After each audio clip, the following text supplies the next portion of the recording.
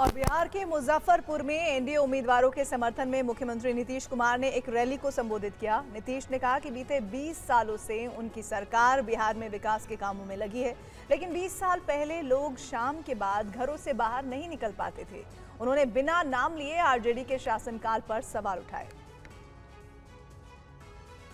और हम लगातार 20 वर्षों से विकास के काम में लगे हुए, लेकिन याद करिए हम लोगों के पहले वाले की क्या स्थिति थी। याद है ना, पहले क्या स्थिति थी? पहले बहुत बुरा हाल था। लोग शाम के बाद घर से बाहर नहीं निकलते थे। अरे याद करिए ना, शाम के बाद जब उस समय रहता था कोई घर से बाहर नहीं निकलते थे। हम तो जब रहते थे बाहर, तो हम जब आते थे किसी मिलने के लिए तो उसके घरवा में घुस करके हम मिलते थे। तो ये हालत उन लोगों का था।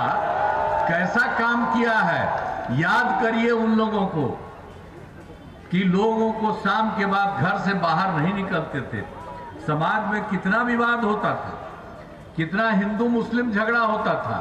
हिंदू मुस्लिम का झगड़ा होता था, उसको ठीक करने का कोई काम किया? कोई काम नहीं किया।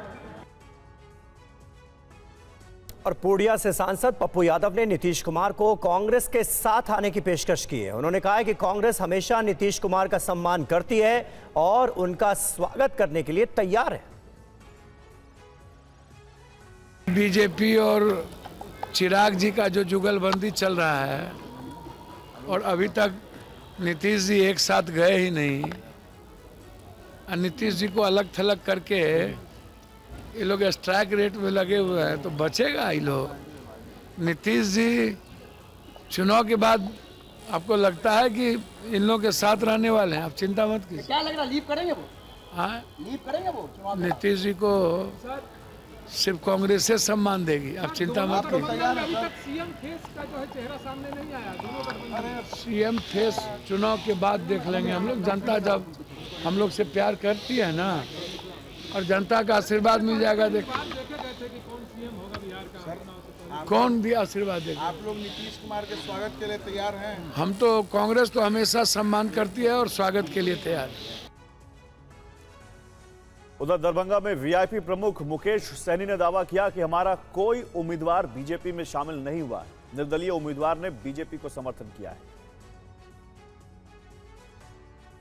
हमारे कोई उम्मीदवार भाजपा में शामिल नहीं हुआ। आप लोगों को गलत फहमी है। उन्होंने अकेले निर्दलीय प्रत्याशी बना था और उन्होंने समर्थन भाजपा को किया है। आप जान रहे हैं कि आज दरभंगा जिला में हम उपस्थित हुए हैं। हमारे महागठबंधन के उम्मीदवार उमेश सहनी जी दरभंगा शहर से उम्मीदवार हैं। नहीं, देखिए वहाँ पे गलतफहमी हो गया था, उसको ठीक किया जा रहा है। और वहाँ पे वीआईपी पार्टी की ओर से संतोष सहनी वहाँ पे उम्मीदवार हैं और महागठबंधन का इकलौता उम्मीदवार संतोष सहनी है। आपने देखा होगा कल राष्ट्रीय जनता दल का 143 अगर विधानसभा का लिस्ट अगर जारी हुआ, उसमें गोरा बोराम उनके इसमें नहीं था। तो इससे स्पष्ट हो जाता है कि वीआईपी पार्टी का एक ही उम्मीदवार है संतोष सहनी, और महागठबंधन का उम्मीदवार संतोष सहनी ही है। बता रहे हैं कि हमारे चुनाव प्रचार में अब ठीक है, लालू जी ने भी लेटर जारी किया था उनके उम्मीदवारी को लेके।